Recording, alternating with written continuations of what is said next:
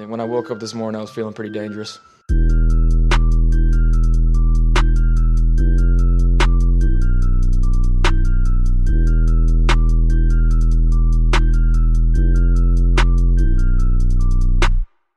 And if we're talking tight ends and we're going into round 2, maybe round 3, give me Ian Thomas, please. Let's just do the damn thing.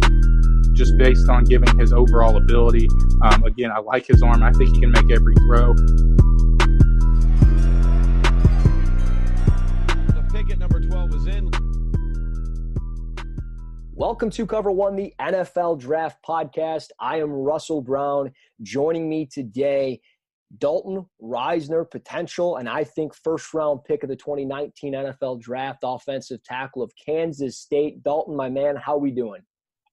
I'm doing great, man. A pleasure to be on here. Thank you. Yes, absolutely. Thanks for taking the time. I know it's a busy week. I got you during draft week, so it's clearly a busy time for you, and you have gone through the entire draft process, so I want to talk about that. But for starters, I want to talk about the Senior Bowl. First spot that I saw you was down there, saw you at the weigh-ins when you walked out on that stage. Not going to lie, man, you had a little bit of swagger to you. You had a chip on your shoulder, and I loved every minute of it because I'm a rah-rah football team guy. I love that stuff. How was that experience down at the Senior Bowl? It was an amazing experience. That's something I've been looking forward to ever since I was little. It was a Reese's Senior Bowl. And first off, I was so thankful to have an opportunity to go play in a game like that and against great players in front of so many coaches and teams. And, man, I went into that week. I wasn't there to make friends. I was there to, I guess, in turn, make money. But what I mean by that is to let teams know who I was. I played in the Big 12 for 4 years and went to get some great talent, but didn't feel like I had the respect that I deserved. And I went down there excited to go against SEC guys and the so-called top 15 picks. And I was ready to go prove myself, man. And what a blessing it was that week. And I feel like I had an amazing week and left confident that teams knew who I was, what I was capable of. Yeah, no, and I certainly knew exactly who you were when it was over, man. It was like I can't even put it into words because it was like I knew who you were. I watched the tape, 3-4 games going into it, and I'm like, this guy's good, And then you see you down there and you just I love the way that you just described that. I wasn't down there to make friends. I was down there to get money, or to basically make money. And I love that, man. That's the mentality that you have to have. I truly believe that even if you're a average guy working a 9-to-5 job like me, you have to have that. I walk in the office. Yeah, I got my buddies, I got friends, but at the end of the day, I'm there to make money and that's it. I want to provide for my family. So I love that. How is it working with John Gruden, the Raiders staff, those guys? That one practice where you guys were in midfield basically, and you and Gruden were pushing each other around. I was getting amped in the stands. I was ready to go knock somebody's head off. So, how was that? Oh, man. If playing for the Raiders was a taste of what I'm going to be able to be like in the NFL and in terms of relationship with coaches and get coached, then I'm extremely excited. Maybe it was just a perfect fit with the Raiders, but John Gruden prides himself on guys that work their asses off and they want to go out to work every single day and hit somebody. And I think that's why me and him got along so well.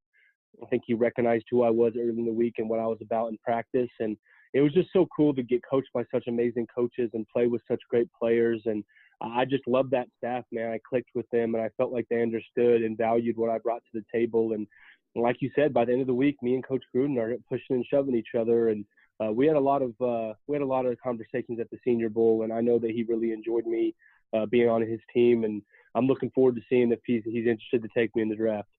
Yeah, I can't wait. They do have, and you know this, and we all know this, they've got 3 first-rounders, 4th overall, 24th overall, 27th overall. So you very well, I think, could be a perfect fit and on their radar. They've made some adjustments to their offensive line. So maybe they did that just for you, Big D, Dalton Risner. So we'll see what they do. But, and that kind of brings me to my next question. You kind of answered it. Out of all the teams that you've met with, and I know you've met with all 32, and I don't need you to give me anything crazy specific if you can't, because I know agents are crazy and things like that. But really, out of the teams that you met with, who was kind of that perfect fit? Was it the Raiders, or was there another team that you had in mind? Well, obviously working with the Raiders at the Senior Bowl, I enjoyed, so much. Whenever it comes to other teams, you nailed it. I met with all 32 teams. Every team that I get the opportunity to play for, man, that would be a blessing. But I did go on several top 30s, and I had several teams come down and work me out. And I can tell you one thing, that there wasn't one team that left that I felt like I couldn't fit in. Mm-hmm. But if I felt like there was one staff that I may have clicked, a little bit more with, and they might have realized what I was about, I'd probably have to say, the Atlanta Falcons or the Redskins were two of my better visits. Wow. Atlanta Falcons, Redskins. I mean, hey, I'm just in awe of I can picture you with the Raider logo on, and it's like, that's I want to see that, man. Like, I want to see you and Gruden. I want NFL films. Like, I want 30 for 30. Like, I want all that. I want Dalton Risner with the Raiders. So, like, that's what I want. But Falcons, Redskins, that's interesting. I'm looking forward to the entire process and of this draft process. I mean, going to the combine, 23 reps in the bench, 20.5-inch vertical, 5'3", 40. How was that combine? And really all together, how's this draft process been for you? It's been good. What I tell people is it's been a whirlwind, but it's a whirlwind that I'm blessed to have. A lot of kids wish they could go to the Senior Bowl and the combine and get top 30s and have teams come visit them. So I'm so thankful for the whirlwind that it's been. We talked about how I felt like I was so successful at the Senior Bowl. The combine, a lot of what's important at the combine goes unnoticed, especially for offensive linemen. Passing the medicals is huge. It's a huge check mark there at the combine that you want to be able to check off, and as well as the meetings. There's so many meetings that I felt like went so good at the combine, and my vertical I was happy with. My measurements were great. I had a great broad jump, a great shuttle, a pretty good L drill. The only thing I'm not happy with was my 40. I don't think it really represented how much of an athlete I am. I ran a 5.21 unofficial and a 5.3 official. I feel like I'm definitely a 5'1" guy, but hey, you can't win them all, man. That's part of the process. Sometimes you're not going to do as well as you'd like to. And good thing I'm an offensive lineman, and I'll never be running 40 yards. But it was a blessing, man. A lot of unknown, a lot of things that the media doesn't see, a lot of meetings, a lot of handshakes. I felt like really well at the combine and the Senior Bowl, and really throughout all this process that I'm hoping helped me down the road here on Thursday. Yeah, no, and I think it did, because like we want, if I'm a team, and I view this as if I'm in the big board. I'm not, obviously. I just I do this as an evaluator and writing and doing this stuff. But like, I want a guy that's good at football, and he plays football with heart, passion. He's a tone setter, and that's what you are. You set the tone, and I love that. But I also like that you mentioned, like, you're never going to be running 40 yards unless, of course, it's a touchdown or something and you're running 40 yards to celebrate with the boys. But operating in space, I think that's something that you do really well. What are some strengths to your game? I mean, what do you think are your biggest strengths as an offensive lineman? I'd say one, physicality. There's a lot of technicians out there, but nowadays, what people want to see an offensive lineman is someone that's physical and they're down to get dirty down there as football players. And what I mean by that is finishing guys past the whistle, putting guys in the dirt, and loving what offensive line play is all about. My favorite quote my coach told me 5 years ago is, there's no greater feeling in football than taking a man from point A to point B against his will. And I take pride in that. And I'm going to be honest, I've watched, a lot of other guys in this draft class. I'm not so sure that all these guys take pride in that, but that's something that I take a lot of pride in. It's finishing guys in the ground and being a tough football player, tough offensive lineman. And, my work ethic is something I really think that I bring to the table, because I love the game of football. And to play a professional athlete in the NFL, you got to love the game, because it becomes a job. And if you don't love the game, I don't know how long you're going to last. And that's what I've heard from my buddies in the NFL. So I love the game. I love to work hard. I love to be a tough ass out there. And then, finally, I just say that, be able to operate in open space, get up to linebackers, pull around the edge, get up to safeties and finishing those guys. I think I do a really good job of that and use my length well as well. Yeah, well, and the thing is too, is like, not just that, it's like you got better as like games went on, which is like a rarity for some players. Like some players, they deal with like tougher matchups on the trenches, the guy across from them, and they either just have a bad game, or they just they find ways to get better, or they're just kind of stagnant or whatever. And I thought against like a specific player, Montez Sweat, I thought you got better as that game went on.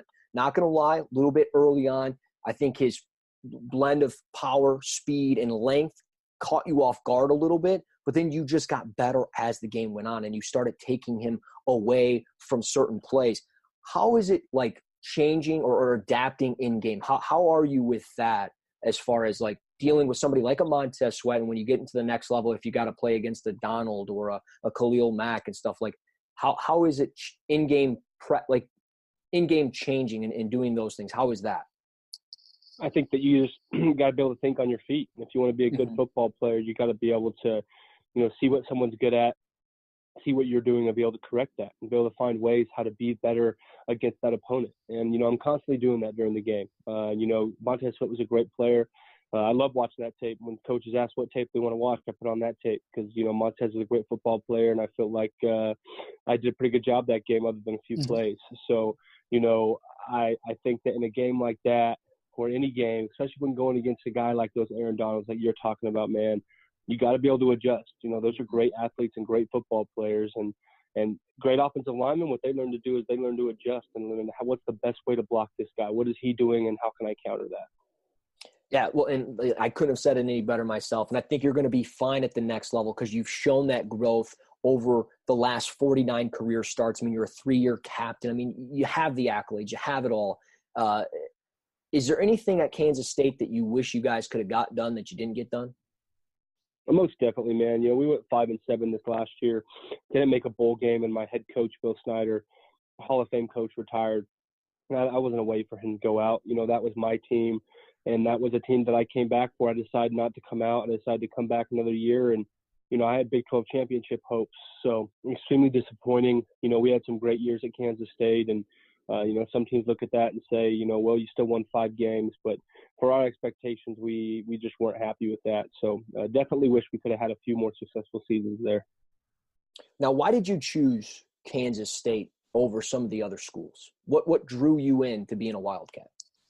Well, I come from an extremely small town. I'm here in Wiggins, Colorado now, maybe population 1,100. There are no stoplights, maybe one restaurant. And, it's a small town. It's a farming community. And, I was the first one that ever went to go play Division I single A football. And that was a huge deal. And no teams ever came through here to check out talent.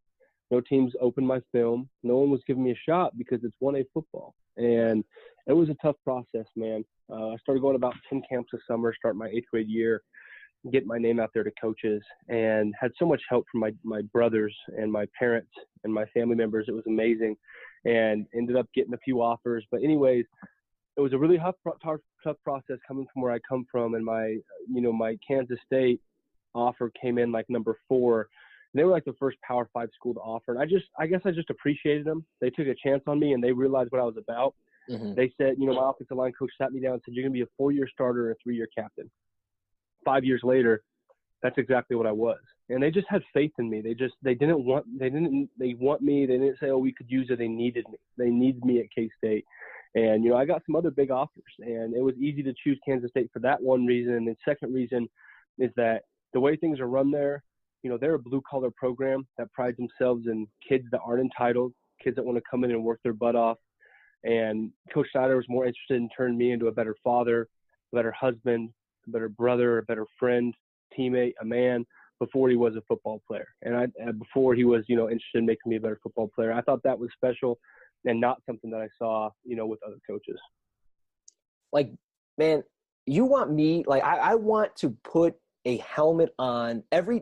Everything that you've said has gotten me so motivated to, like, go put a helmet on and go wreck somebody. Like, that's what I want to do. It's awesome, man. Like, you've got it. And that's what I love about you as a player. Like, you've got it. So, again, I cannot wait to see what happens on Thursday. I think you're a first rounder. Have you heard as far as maybe the range of where you're going to go? I'm not saying, a specific team, but is there a range that you think is probably most common for you to go? Yeah, man, I can't share some of the information that I received on a lot of my top 30s and my visits, but all I'm going to say is that I fully expect to go first round, from not because of a chip on my shoulder, not because I'm competitive or because I want to be a first round pick, but because of what I've heard. And that's not from a draft expert. That's not from anything like that. That's from That's from visits I've been on. That's from workouts, teams that have come to see me. Straight up, I've just been here in first round. I think that everyone realizes that the draft can go south and anyone can end up anywhere. But Right. in my mind, I fully expect to be a first rounder. And if I make it to day 2, I would be shocked if I made it past, 5 or 6 picks. But man, I'm so blessed to be in this position that wherever I end up, I know that's going to be a part of God's plan. But I'm also very competitive. Yeah, right. Well, and that's good though. And it's like, and that's the thing. It's first round, great. That's the goal. That's the plan. But if not, hey, as long as I get drafted, that's all that matters, because you're going to make the most out of the opportunity. And I truly believe that you are. And I think in maybe, 4 or 5 years, we're going to be talking about you in Pro Bowls, if not sooner. I really do believe that. So I can't wait. Now, I have to ask you this question, and then I'll let you go. But this is from my colleague, Eric Turner. He wanted me to ask you about your tattoos and your faith. Some of your tattoos are about your faith. How important is your faith with just tattoos and everything that you believe in? Most important, above football, way above football. Mm-hmm. I sat down with a lot of head coaches and they asked me about my priorities, and I told them that faith was by far the most important. That's why I'm down here on earth. I'm not down here to play a game with a leather ball. Don't get me wrong. I love it. I'm down here to impact people, and I'm down here to spread God's word. And every opportunity I get, I'm going to do my best to do that. And it just means so much to me. I have tattoos all over my arms about the Lord and about my journey with him. And you wouldn't believe how many times kids ask, what's Psalms 37:5? What are those numbers? What are those words? People on planes, coaches, teammates, opponents, and I get an opportunity to spread God's word, and that's what it's all about, man. It means everything to me, and I have a foundation that's what it's centered around. That's everything. It's faith-based, and I could probably talk to you for hours, but I believe that everyone on this earth is blessed with a gift. Your gift might be sports writing, sports broadcasting, whatever that might be. My gift might be football. And what I believe is that we each get those gifts from God, and we all have a unique relationship with God. And what our duty is to use those gifts we get from God to serve others as faithful stewards of God's grace in various forms. We all have different paths in life. We all have different heights and shapes and jobs and kids and everything, on and on and on. And I just think that we have to use that to the best of our ability. And man, I'm so excited for this platform with football to see how I can impact people's lives through my faith. Absolutely, man. Like, dude, I just love it, man. Like you got me thinking about Corinthians 15:10 by the grace of God, like there's just so many. It's awesome, man. This was a phenomenal interview. I cannot thank you enough. And I do want to give you a moment to kind of take the floor and talk about your foundation, RisnerUp Foundation, where we can find it. What can we do to help you and again, to spread the word and help those that are in need? I appreciate that, man. I have RisnerUp.com, just came out with our first website. I also have T-shirts that are for sale, which is super, super cool that you can get. That's on my RisnerUp Twitter Foundation page. The link's on there. And I'm just so excited about the whole foundation. It's something I started while I was in college. It's an official 501(c)(3). It's a nonprofit. If people were to donate, they can write it off with their taxes, which is really cool. It gives people an opportunity to give back, as well as, it's just a foundation that is based off of helping people and making an impact in a positive way. It's not directed towards just kids that have cancer or people that get bullied or people that have special needs. It's a foundation in my mind, and its goal is to empower others to make an impact on people's lives in a positive way. I'm going to do that through my platform with football, but anyone can do that in any way. Nowadays, being nice and kind, I feel like isn't a popular thing to do, but I completely disagree. I think that's why we're down here on earth, and that's what I'm trying to do, is I want people to see me in the way I treat people and what I do with my platform of football, and I want that to empower them to do the exact same thing. And we'll see how it goes. It's kind of in the ground running right now, but I'm definitely super excited to see how it goes. Guys, you can check it out at RisnerUp.com. That's RisnerUp.com. It's a phenomenal website. I've already checked it out. And again, I'm going to be putting stuff out to raise awareness and help donate money and do what we need to do to really get this thing kicking and helping Dalton out with it. And of course, you guys can find him on Twitter at Dalton, DALTON, Big D71. Dalton, my man. thank you so much for taking the time, man, for speaking with me. And just it means so much. And I wish you all the best on Thursday and throughout your career. And anything you need, just let me know. Yep. Thank you so much, man. I appreciate it. Yeah, absolutely. Guys, this is Dalton Risner. I'm Russell Brown. Until next time, this is Cover One, the NFL Draft Podcast.